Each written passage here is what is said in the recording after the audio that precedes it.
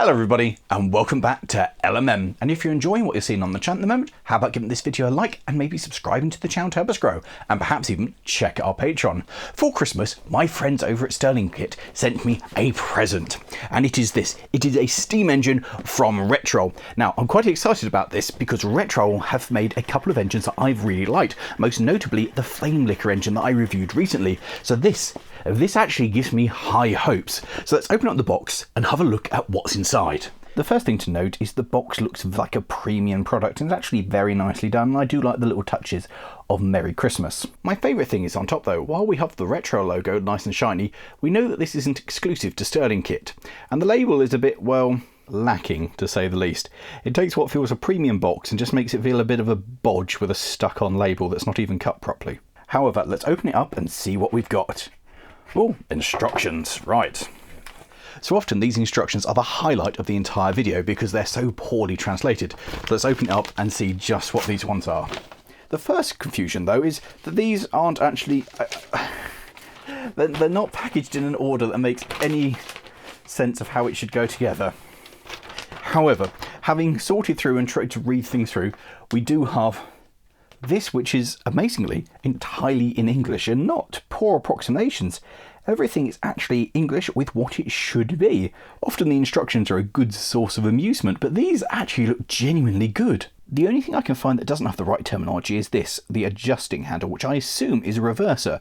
But more importantly, it's got a reverser. What's genuinely exciting though is these instructions look pretty detailed and it looks like it's a proper thing to build. This isn't just a finish off the assembly, it's a proper kit. So I found the first mistake, it's oil injection port. Now it looks just like a spelling mistake, they put a J in front of the I rather than a mistranslation, but this is really good, and it does say safety valve, the water input, the whistle, a regulator, there's oil, there are drain cocks, and there's a reverser.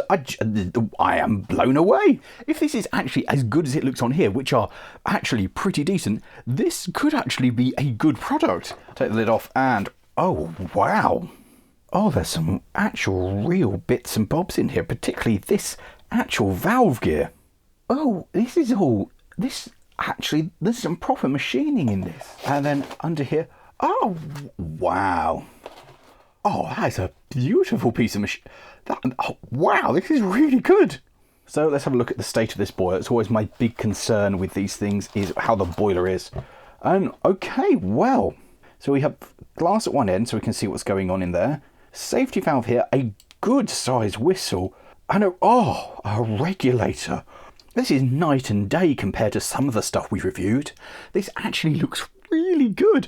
I'm genuinely excited to test it, and for once I don't fear it. There's nothing on this that gives me any concern. I'm like, actually this is everything I would expect on a small engine boiler.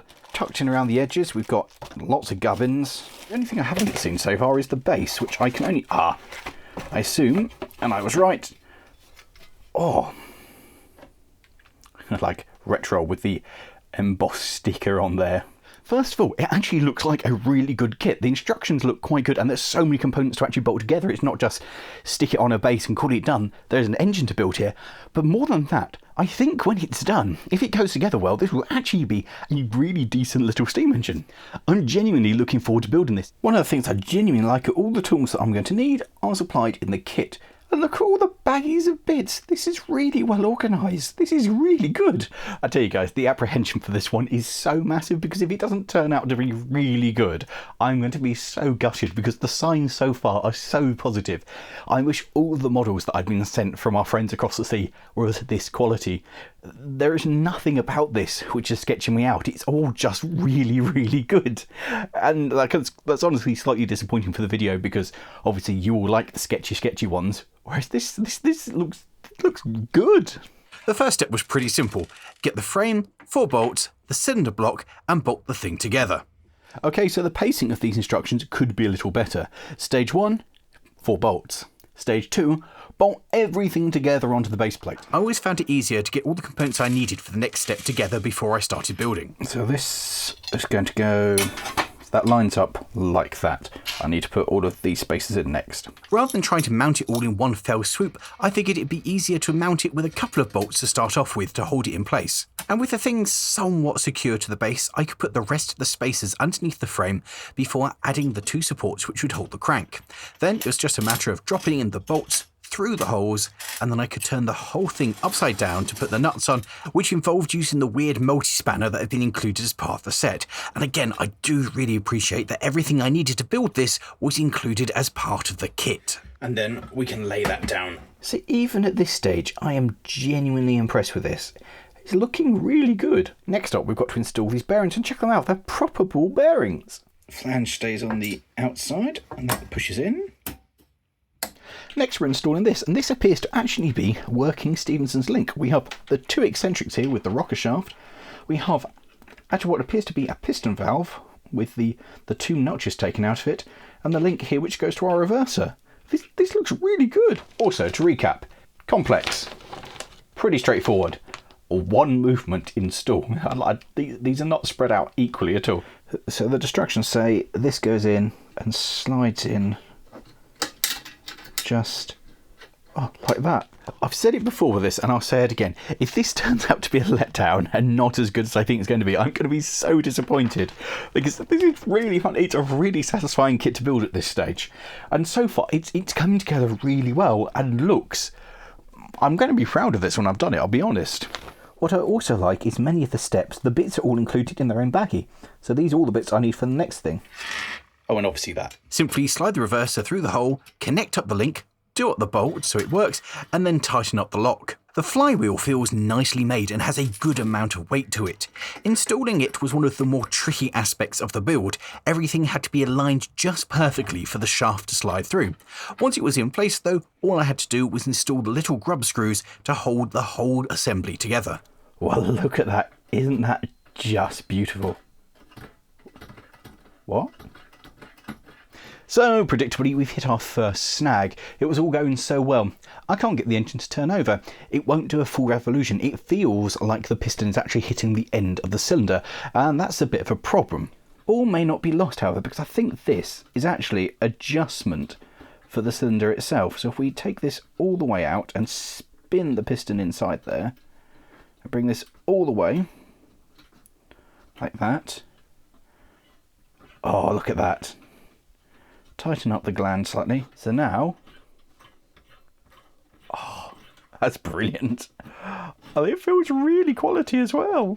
So slight faux pas fixed and adjusting the length of the stroke. Now that's a really cool thing. The fact that you can actually adjust the length of the stroke on this, that's a proper engine. It's not just a model, it's a proper engine.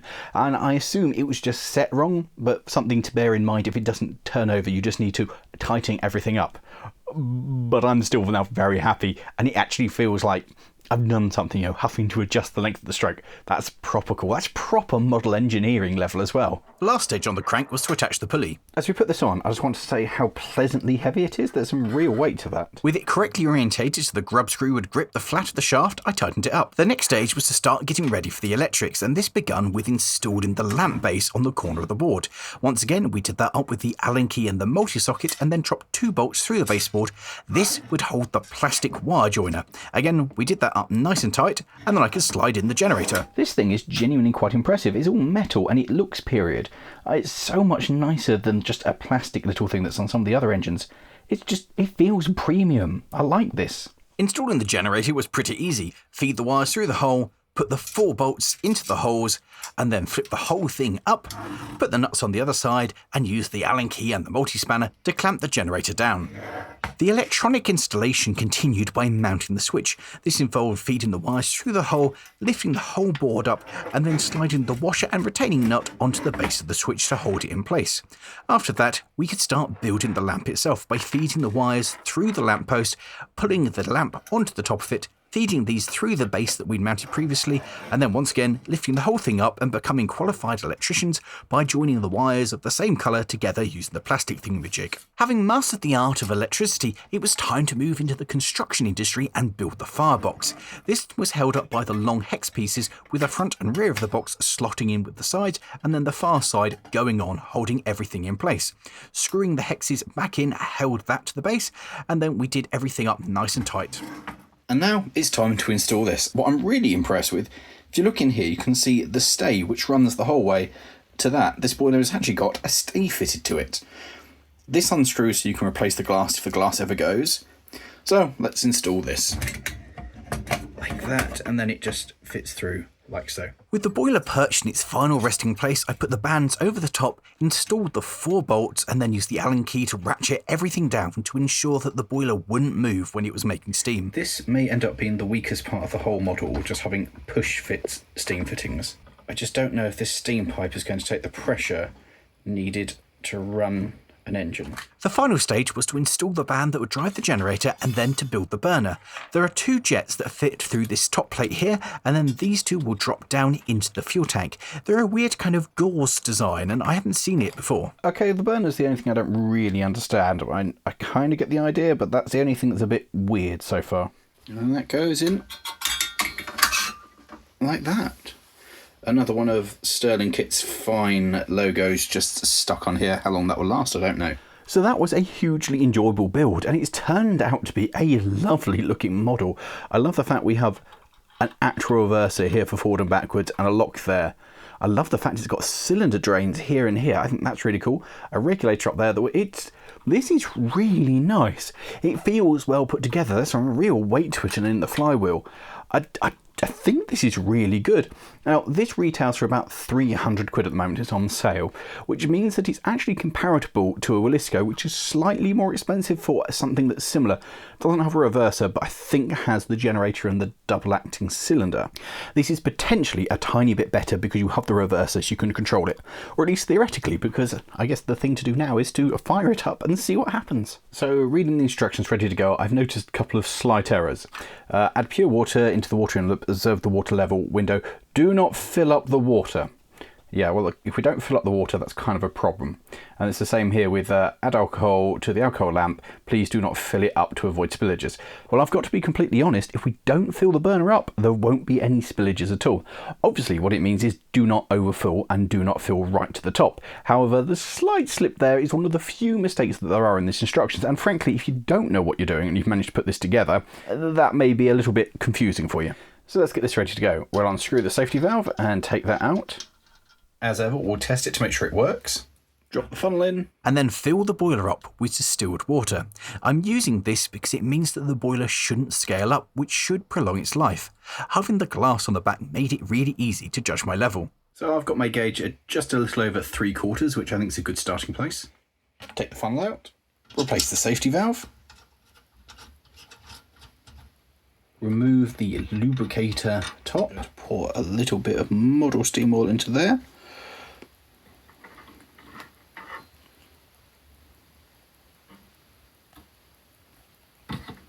And draw it into the mechanism, and then place the lubricator cap back on.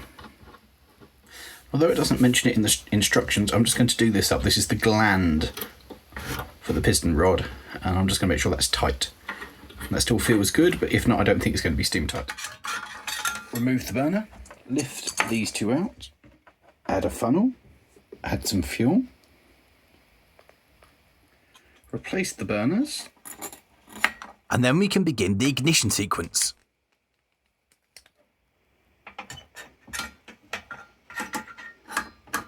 And whilst we wait for this thing to come round, it gives me an opportunity to reflect back on the build.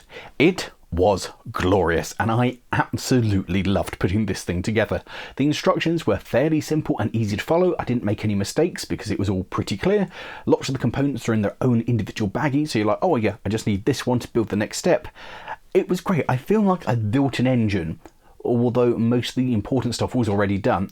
And it's something that I feel that you don't need to know steam engines to be able to put together. Now, certainly the couple of issues I've had with it, like the piston hitting the end of the cylinder, that having a knowledge of steam engines and how to adjust it, I'm not sure if somebody who didn't know engines would even know that was a fault.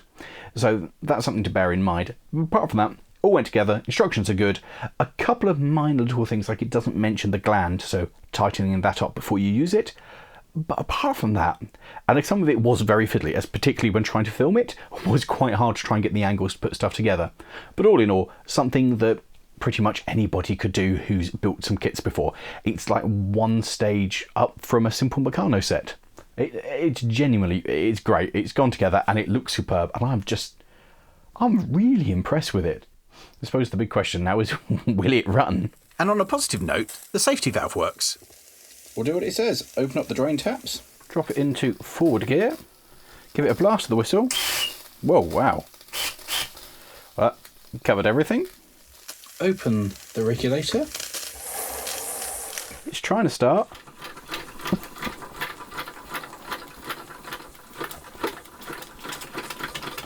Shut the drains.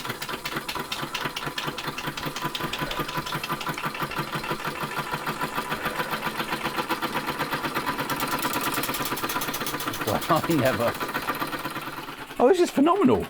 Immediately, I was blown away by how slow and smoothly this machine could run, bearing in mind that it has never run before, it's had no running in, this is fresh out of the box, and it's absolutely superb.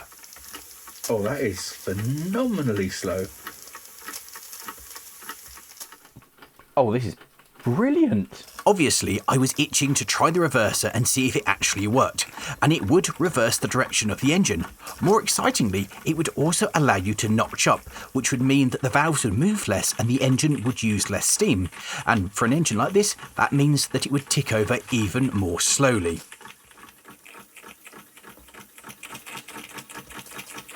And if you drop it from forward to reverse, the engine would change direction on its own.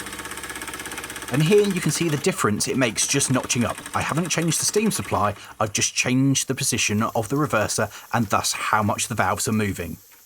And that motion, watching the two eccentrics go around, is absolutely spellbinding. That is fantastically smooth.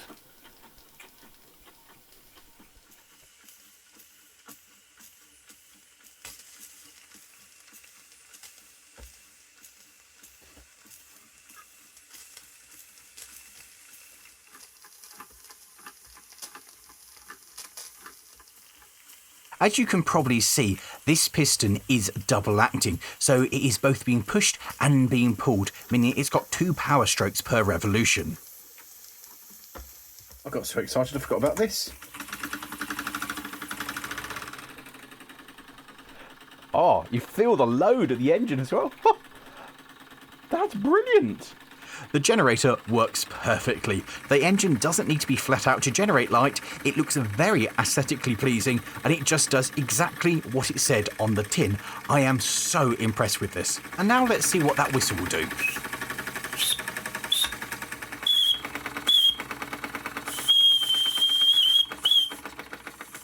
It's so nice with a miniature engine to be able to have it running slow enough to actually hear it go chuff, chuff, chuff. So often with miniatures, they just blur away and it doesn't sound like a steam engine, whereas this, it just sounds proper.